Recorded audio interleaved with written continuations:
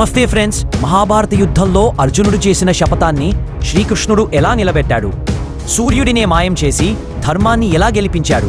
ఈ కథ శ్రీకృష్ణుడి అపారమైన తెలివికి, భక్త వాత్సల్యానికి నిలువదత్తం.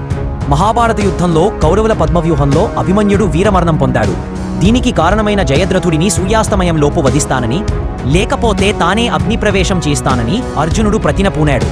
కానీ కౌరవ సేన మొత్తం జయద్రథుడికి అడ్డుగా నిలబడింది. ద్రోణాచార్యుడు పన్నిన వ్యూహాన్ని ఛేదించడం అర్జునుడికి అసాధ్యంగా మారింది. సూర్యుడు అస్తమిస్తున్నాడు. కౌరవుల శిబిరంలో ఆనందం వెల్లివిరిసింది. అర్జునుడు నిరాశతో చితికి సిద్ధమయ్యాడు. అప్పుడు సారథి శ్రీకృష్ణుడు ఒక అద్భుతమైన మాయ చేశాడు. తన సుదర్శన చక్రంతో సూర్యుడిని కప్పి అకాల సంధ్యను సృష్టించాడు. సూర్యుడు అస్తమించారని భ్రమపడి జయద్రథుడు బయటకు వచ్చాడు. వెంటనే కృష్ణుడు, అర్జున, ఇదిగో సూర్యుడు, అదిగో నీ శత్రువు అని సైగ చేశాడు. క్షణాల్లో అర్జునుడు పాశుపతాస్త్రంతో జయద్రథుడి తలని ఖండించాడు. ధర్మాన్ని నిలబెట్టడానికి, తన భక్తుడిని కాపాడటానికి ఆ పరమాత్ముడు ప్రకృతి నియమాలను సైతం శాసించగలడు.